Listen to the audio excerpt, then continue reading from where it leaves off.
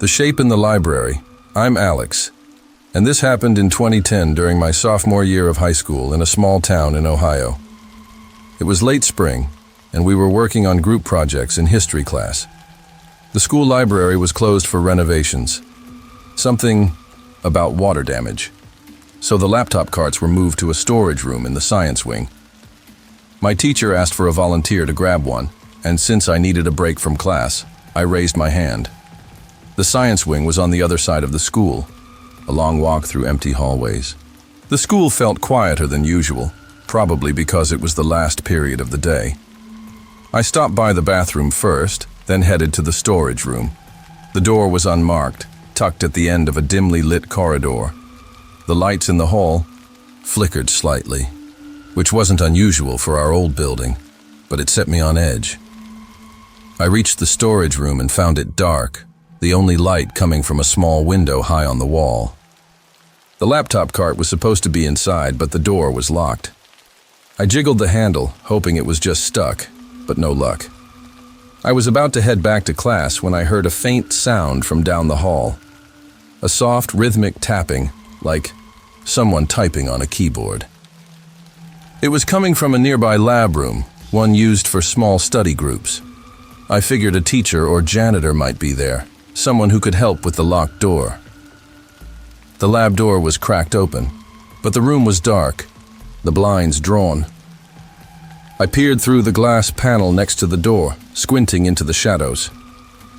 At first I saw nothing, but then I noticed it, a shape in the far corner, tall and still, like a person standing against the wall. It was too dark to make out details, but it had a humanoid outline, head, shoulders, arms. "Hello?" I called, pushing the door open slightly. My voice echoed in the empty room. I fumbled for the light switch, but it didn't work. Either the power was off, or the bulb was dead. The tapping stopped, and the silence felt heavy. I stepped inside, my sneakers squeaking on the tile. "Is anyone here?" I asked, my heart beating faster. The shape didn't move, but I could feel it watching me. As my eyes adjusted, the shape seemed wrong. It was taller than any person I'd ever seen, maybe 7 feet, with a head too large for its body. Its arms hung unnaturally long, almost to its knees. I couldn't see a face, but I swear it turned toward me, like it was sizing me up. My stomach dropped. This wasn't a person. It was something else. I backed up, my breath shallow, when I saw movement in the corner of my eye. A faint twitch, like it was about to step forward. I bolted, sprinting out of the room and down the hall. My heart was pounding so hard I thought I'd pass out. I ran into Mrs. Thompson, a math teacher, in the main corridor. "Alex, what's wrong?" she asked, grabbing my arm. I blurted out what I'd seen, begging her to come check. She looked skeptical but followed me back to the lab, muttering about kids playing pranks. When we got there, the room was empty. The lights worked fine, casting a harsh glow over the desks and chairs. No sign of the shape, no tapping, nothing. Mrs. Thompson gave me a stern look, saying the storage room was in the English wing, not here, and I must have gotten confused. I tried to explain, but she cut me off, telling me to get the cart and stop wasting time. I grabbed the laptops, my hands shaking, and avoided the science wing for the rest of the year. I never told anyone else what I saw. My friends would have laughed, and I didn't want to sound crazy. The library reopened a week later, and I heard rumors about weird noises during the renovations, but nothing concrete. I don't know if it was a trick of the light, a prank, or something paranormal. All I know is that shape wasn't human, and I still see it in my nightmares.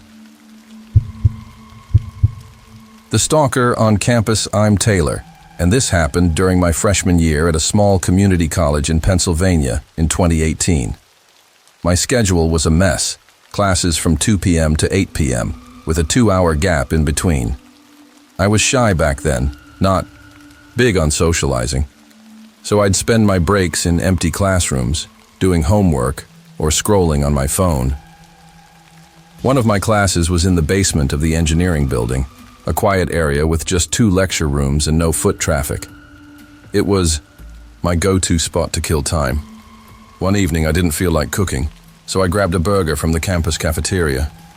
The place was packed with students laughing and chatting, and I felt out of place sitting alone. I ate half my burger, wrapped up the rest, and headed to the basement classroom to finish it in peace. The engineering building was dark, the upper floors mostly empty by 6 p.m. I settled into my usual seat in the back corner, near the door, and started eating. A few minutes later, the door creaked open. I turned, expecting a janitor. But it was a guy I'd never seen, maybe 20, with a scruffy beard, thick glasses, and a worn hoodie. He looked off, like he didn't belong. Our eyes met for a second before I looked away, focusing on my food. He sat down right next to me, even though the room had 30 empty desks. My skin prickled. Why sit so close?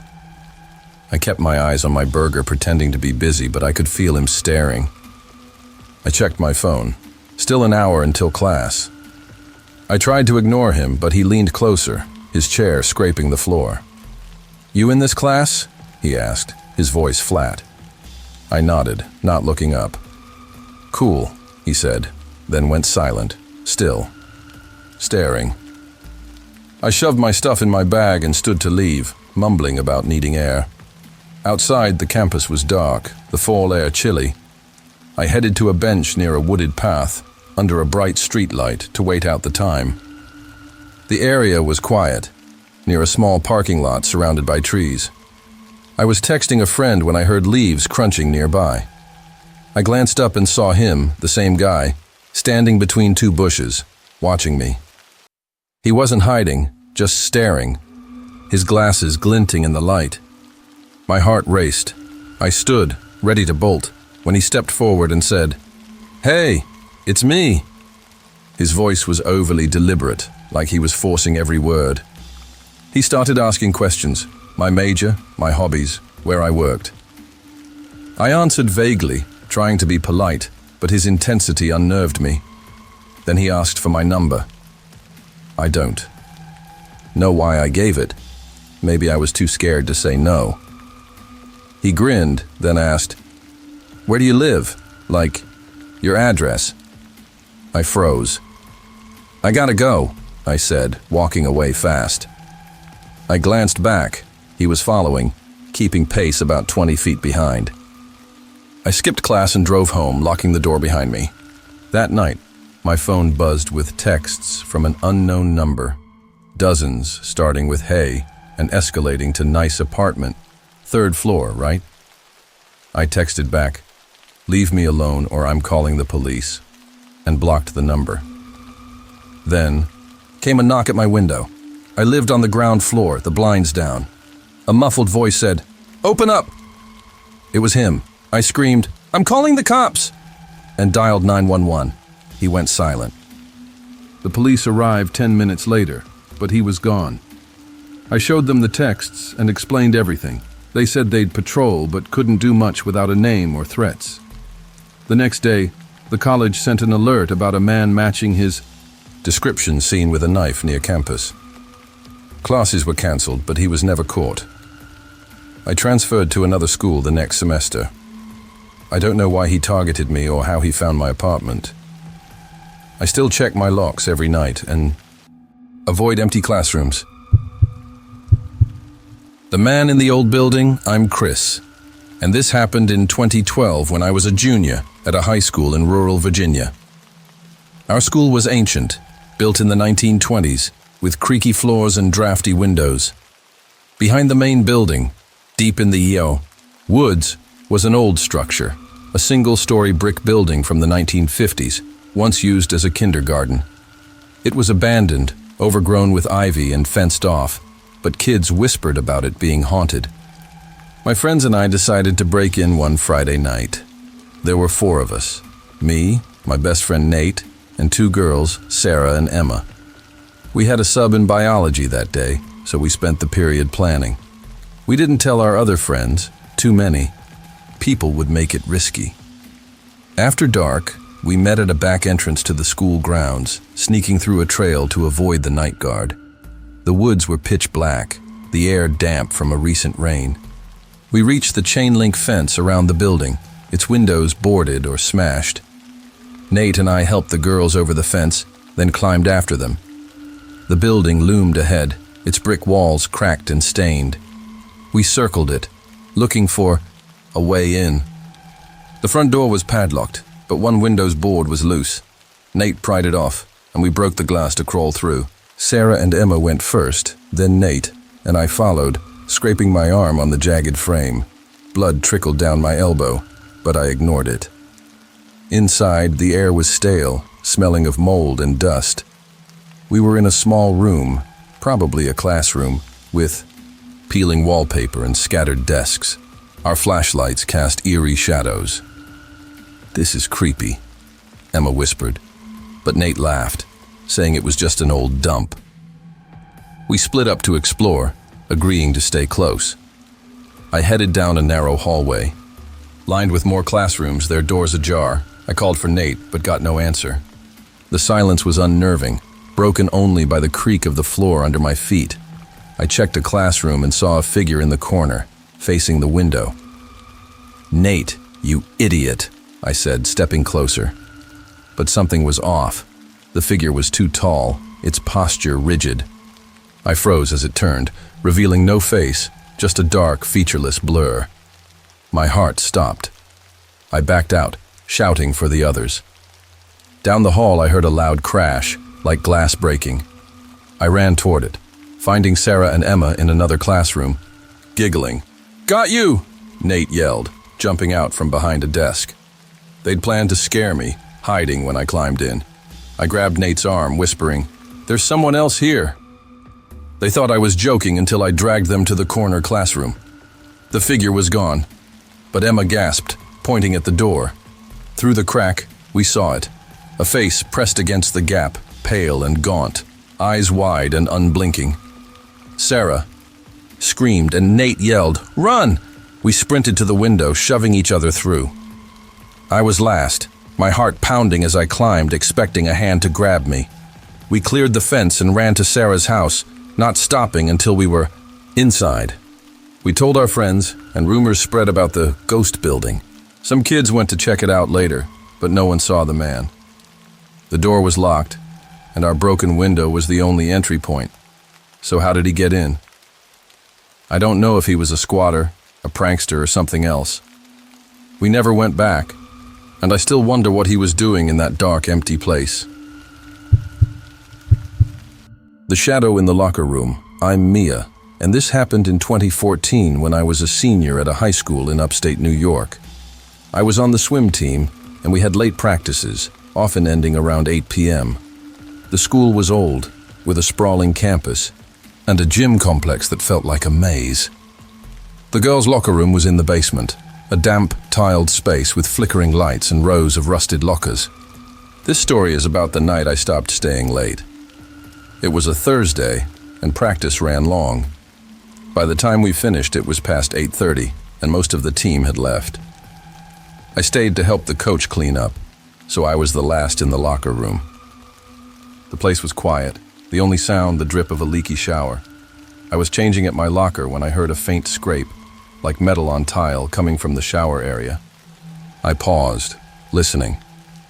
It stopped, then started again, slow and deliberate. I called out, "Coach, you still here?" No answer.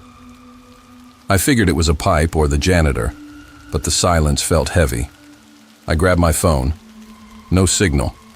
Typical for the basement, and walked toward the showers, my flip-flops echoing. The lights buzzed overhead, casting long shadows. At the shower entrance, I saw nothing but wet tiles.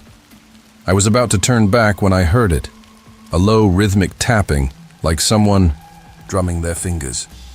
The sound was coming from the back of the locker room, near the emergency exit. The door there was always locked, but I'd heard stories about kids sneaking in to smoke. I crept closer, my heart pounding. In the corner by the exit was a shape, tall, humanoid, standing perfectly still. It was too dark to see details. but it wasn't moving, like it was waiting. Its head was oddly large, and its arms seemed too long, hanging limp. I froze, my breath catching. "Who's there?" I whispered. No response. I took a step back, and the shape shifted, like it was turning toward me. I couldn't see its face, but I felt its gaze, cold and heavy. Panic hit me, and I ran for the main door, my wet feet slipping on the tiles. I didn't look back, expecting to hear footsteps chasing me, but there was only silence. I burst into the hallway and found the janitor, Mr. Evans, mopping nearby. "There's someone in the locker room," I gasped. He followed me back, grabbing a flashlight. The room was empty, the exit door still locked. The lights worked fine now, and there was no sign of the shape or the tapping. Mr. Evans checked every corner, muttering about faulty wiring. He said I'd probably seen a shadow from the vents, but his voice sounded unsure. I didn't tell my teammates. They'd think I was crazy, but I stopped staying late for practice. A week later, a custodian found cigarette butts and a torn jacket in the ventilation shaft near the locker room, like someone had been hiding there. The school tightened security, but no one was caught. I don't know if it was a person, a prank, or something else. All I know is that shape wasn't right, and I still avoid basements alone. The twins in the woods? I'm Noah, and this happened in 2011 when I started my junior year at a new high school in rural Pennsylvania. Moving to a small town where everyone already had their friend groups was tough. Lunchtime was the worst. Juniors couldn't leave campus, so I was stuck in the cafeteria, surrounded by cliques. This story is about the day I thought I made friends, and how it almost cost me everything. On my first day, I walked into the cafeteria with my tray, scanning for a seat. Every table was packed, except one in the corner with just two guys. They looked less intimidating than the loud groups, so I approached and asked, "Mind if I sit here?" They exchanged a glance. Then one nodded and said, "Sure." I sat down, noticing they were identical twins. Dark hair, tanned skin, maybe part Hispanic. They introduced themselves as Marco and Diego, and to my surprise, they were friendly. We talked about school, music, and the town. They even invited me to hang out after school. I was desperate for friends, so I said yes. They texted me later, saying to meet them at 9 p.m. by a cemetery a short walk from my house. They mentioned a cool spot by a lake in the woods nearby. It was a Friday, so I had no plans, and the idea of a chill hangout sounded great. I ignored the odd choice of location.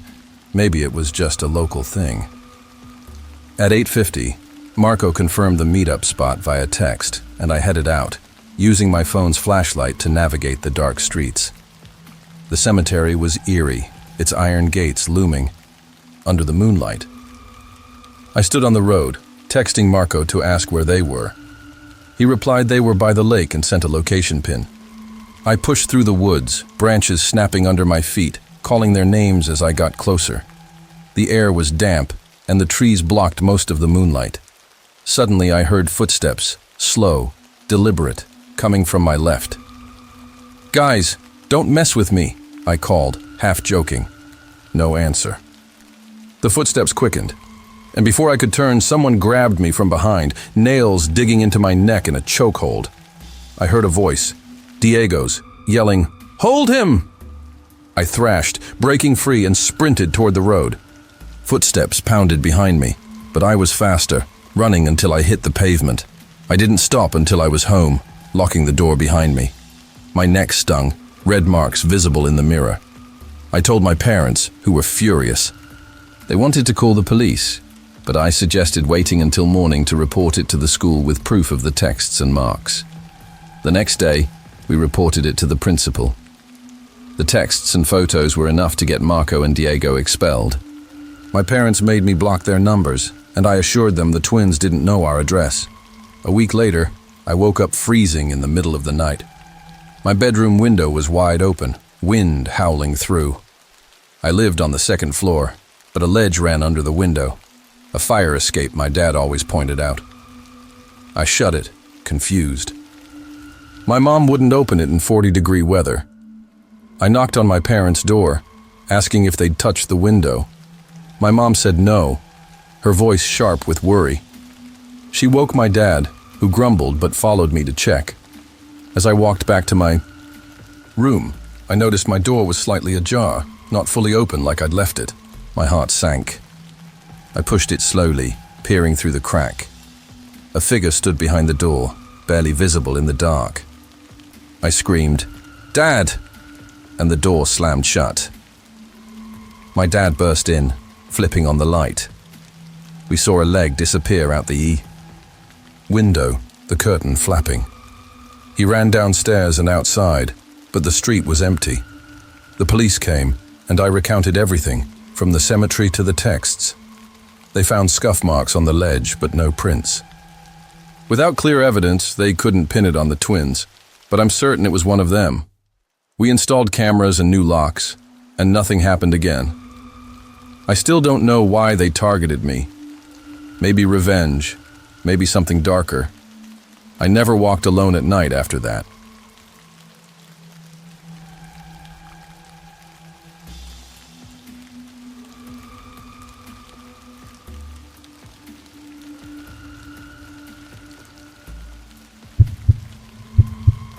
The locker room incident. I'm Lauren, and this happened in 2008 during my freshman year at a high school in New Jersey. I was on the track team, and our practices often ran late. The girls' locker room was in the gym's basement, a dingy space, with chipped tiles and dim fluorescent lights. This story is about the day I stopped trusting substitutes. It was a rainy afternoon, and we had a sub for gym class, Mr. Hayes, a gray-haired man in his late 50s. He seemed normal at first, taking attendance and organizing dodgeball. But when he called my name, he paused, staring at me longer than necessary. I brushed it off. Maybe he was just bad with names. After class, I went to the locker room to change. My locker was stuck, the combination failing no matter how many times I tried.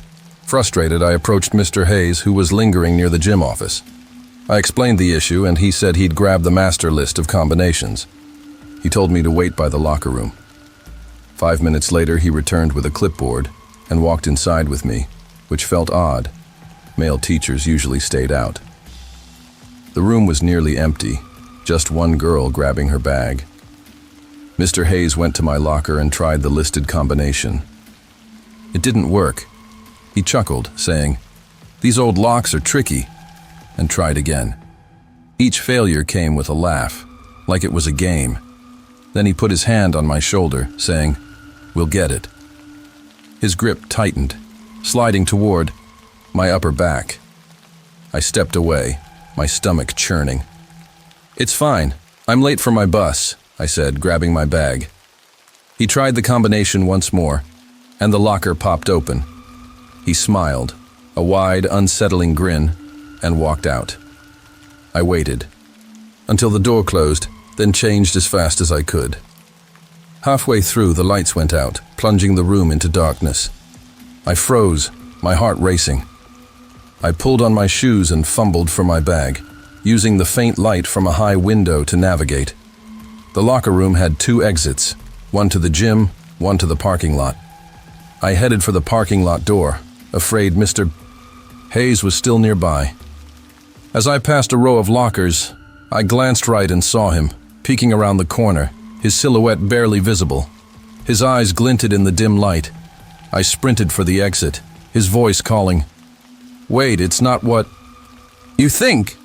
I burst outside into the rain, running off campus and walking home, soaked and shaken. At home, I realized he might have tampered with my locker to get me alone. The power outage felt too convenient, like he'd planned it. I was too scared to tell anyone, not my parents, not my coach. I felt ashamed, like I'd done something wrong by trusting him. A week later, I heard Mr. Hayes was banned from subbing after another girl reported him for inappropriate behavior. I never learned the details, but it validated my fear. I quit track and avoided the locker room for the rest of high school. I still wonder what he intended when he cut the lights, and I'm grateful I ran when I did. The intruder in the school, I'm Jake, and this happened in 2010 when I was a junior at a high school in upstate New York. My friends and I were always looking for thrills, and one night we decided to sneak into our school's basement through a broken window. It was a stupid idea, but we were bored and thought it'd be fun to explore after hours. This is the story of how it went horribly wrong. There were 4 of us, me, my best friend Ryan, and our buddies Kyle and Matt. The basement window was in a stairwell behind the gym, hidden by a low metal gate. We checked for security patrols, then hopped the gate and pried open the window. It was a tight squeeze, but we made it inside, landing in a cluttered storage area filled with old desks and boxes. The basement was dark, lit only by a flickering bulb and the red glow of an exit sign. We split up to explore, whispering to stay quiet. I wandered toward a hallway lined with locked doors, the air smelling of mildew. I saw Ryan ahead, his silhouette moving toward the stairs. "Let's go upstairs," he whispered, and I followed. The main hallway was pitch black, every light off. The red exit signs casting an eerie glow. "This is creepy," I said, but Ryan didn't reply, just kept walking. We reached the boys' bathroom, and he went into a stall. I waited, whispering, "Hurry up." My phone rang. Chris, another friend. "Where are you?" he asked. "Upstairs with Ryan," I said. He laughed. "Dude, Ryan's with us in the basement." Kyle and Matt chimed in, confirming they were all together. My blood ran cold. If they were downstairs, who was I with? A low laugh came from the stall, not Ryan's voice. I looked up and saw a face peering over the door, pale and gaunt, eyes wide. I screamed, dropping my phone, and ran, hearing the stall door slam behind me. I stumbled through the dark, trying to find the basement stairs. My friends' voices echoed as they ran up, shouting my name. "Go!" I yelled, finding them near the window. We scrambled out, me first, terrified the man was behind us. We regrouped, outside panting, and I explained what happened. As we caught our breath, we noticed a figure at a downstairs window, hands pressed against the glass, half a face visible in the dim light. Kyle yelled, "That's him!" and we bolted, running. Until we were off school grounds, we debated what we'd seen. Maybe a janitor? A homeless guy? But the locked doors and single entry point made it unlikely. We never told anyone, afraid we'd get expelled for breaking in. Some kids heard rumors and snuck in later, but no one saw the man. I don't know who he was or how he got inside. All I know is he wasn't one of us, and I'll never break into a building again. The figure in the dark library, I'm Sarah, and this happened in 2010 during my junior year at a high school in rural Indiana. It was late May, and we were wrapping up final projects in English class. The school library was closed for repairs, something about a burst pipe, so the laptop carts were supposedly stored in a back room. Our teacher asked for a volunteer to fetch one, and since I needed a break, I raised my hand. The library was on the second floor, down a long hallway that felt deserted. During class hours, I stopped at the bathroom first, then headed to the library. The double doors were unlocked, but the inside was dark, the lights off.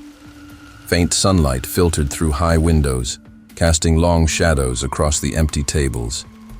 It was quieter than usual, the silence heavy. I figured the staff were on break, but the emptiness unnerved me. I crossed the main room toward the back where the storage area was. A glass window separated it from the library, but it was pitch black inside. I tried the door, locked. I jiggled the handle, hoping it was stuck, but no luck. I was about to head back when I heard a faint clicking, like someone tapping a pen, coming from a study room across the library. The door was slightly ajar, but the room was dark, no lights on. I walked closer, thinking a librarian might be there to help. The clicking grew louder, rhythmic and deliberate. I peered through the window beside the door, squinting into the shadows. In the far corner, I saw a shape, tall, humanoid, standing perfectly still. It had a head, shoulders, and arms, but something was off. It was too tall, maybe 8 feet, with an oversized head that didn't look right. My heart raced. Was it a person? A mannequin? Hello? I called, pushing the door open. My voice echoed, unanswered. I flicked the light switch, but nothing happened. The power was out. I stepped inside, clutching my backpack, and said, "Is anyone here?" The shape didn't move, but I felt its gaze, like it was staring through me. As my eyes adjusted, I realized it wasn't human. Its arms were too long, its head bulbous, almost pulsating. I backed up, my breath shallow when it twitched, like it was about to lunge. I ran, sprinting out of the library, my sneakers pounding the floor. In the hallway, I nearly collided with Mr. Jenkins, a science teacher. "Sarah, what's going on?" he asked, grabbing my arm. I blurted out what I'd seen, begging him to check. He sighed, clearly skeptical, but followed me back. The library was still dark, but when we reached the study room, the lights flickered on. The room was empty, no shape, no clicking, just dusty bookshelves. Mr. Jenkins scolded me, saying the laptop carts were in the media room, not the library, and I must have misheard. I tried to explain, but he dismissed it as a trick of the light. I grabbed the cart from the media room, my hands shaking, and avoided the library for the rest of the year. I never told my friends. They'd think I was nuts. The library reopened. A week later, and I heard whispers about strange noises during the repairs, but no one else saw the figure. I don't know if it was a ghost, a hallucination, or something else. All I know is it wasn't human, and I still avoid dark rooms alone. The creep in the basement. I'm Ethan, and this happened during my freshman year at a small college in Maryland in 2017. My schedule was brutal, classes from 2 p.m. to 9 p.m., with a 2-hour gap in the middle. I was shy, not great at making friends, so I'd hide out in empty classrooms during breaks, usually doing homework or playing on my phone. My last class was in the basement of the science building, a quiet area with just 2 lecture rooms. This story is about the night I stopped going there alone. One Tuesday, I didn't pack lunch, so I grabbed a wrap from the cafeteria. It was crowded, everyone sitting in groups, and I felt awkward eating alone. I left early, heading to the basement classroom to finish my food. The science building was nearly empty by 6 p.m., the upper floors dark. I settled in my usual seat by the door, unwrapping my food, when the door creaked open. I turned, expecting a janitor, but it was a guy I'd never seen, maybe 21, with a scruffy beard, thick glasses, and a stained hoodie. He looked out of place, like he didn't belong in the class. Our eyes met briefly before I looked away, focusing on my wrap. He sat right next to me, despite the room being empty. My stomach knotted. Why pick the desk next to mine? I kept eating, avoiding eye contact, but I could feel him staring. I checked my phone, an hour until class. He leaned closer, his chair scraping. "You in this class?" he asked, his voice low and flat. I nodded, not looking up. "Cool," he said, then went silent, still watching. I shoved my stuff in my bag and mumbled, "Gotta go," heading for the door. His gaze followed me out. Outside, the campus was dark, the fall air biting. I walked to a bench near a wooded path under a streetlight to wait out the time. The hut area was quiet, near a small empty parking lot. I was texting when I heard leaves crunching. I looked up and saw him, the same guy, standing between 2 trees, staring at me. He wasn't hiding, his glasses glinting in the light. I stood, my heart racing, and he stepped forward, saying, "Hey, it's me." His voice was overly deliberate, like he was rehearsing. He bombarded me with questions, my major, my job, my hobbies. I answered vaguely, trying to stay calm, but his intensity was unnerving. Then he asked for my number.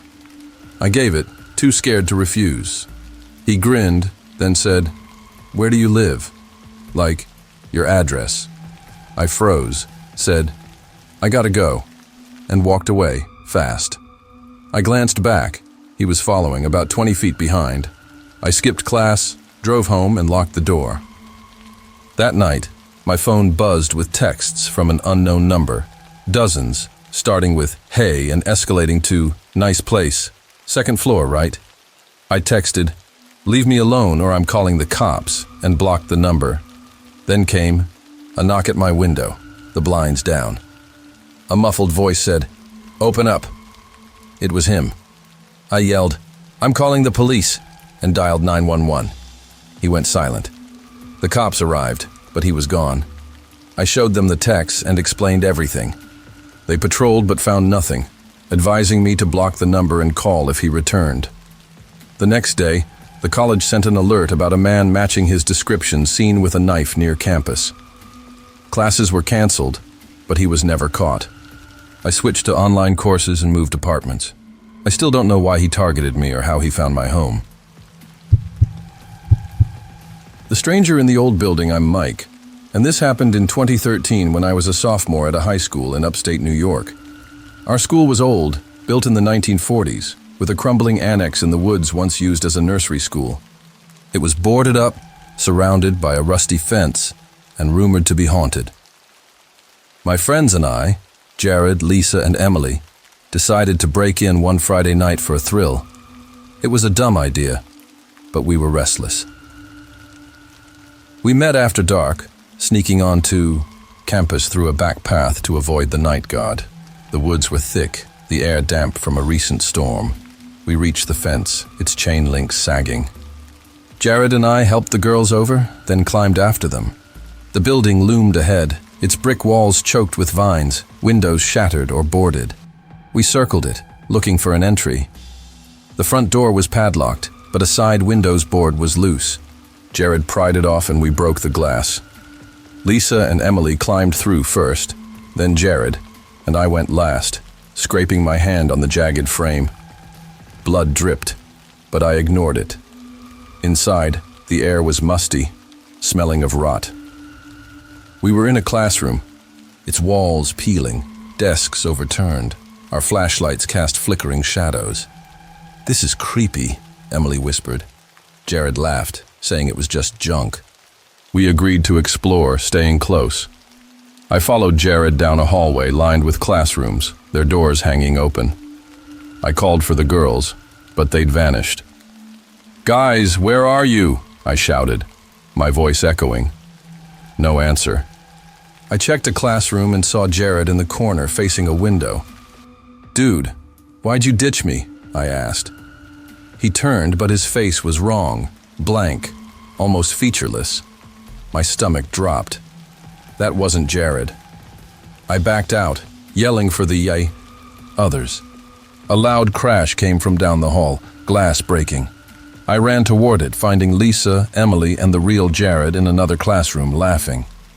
"Got you," Jared said, admitting they'd planned to scare me by hiding. I grabbed his arm, whispering, "There's someone else here. I saw him." They thought I was pranking them until Emily gasped, pointing at the door. Through the crack, a face peered out, pale, gaunt, eyes wide. It was pressed against the gap, unblinking. Lisa screamed and Jared yelled, "Run!" We sprinted to the window, shoving each other through. I was last, my heart pounding as I climbed, expecting a hand to grab me. We cleared the fence and ran to Lisa's house, not stopping until we were safe. We told our friends, and rumors spread about the haunted annex. Some kids checked it out later, but no one saw the man. The door was locked, and our window was the only entry, so how did he get in? Was he a squatter? A ghost?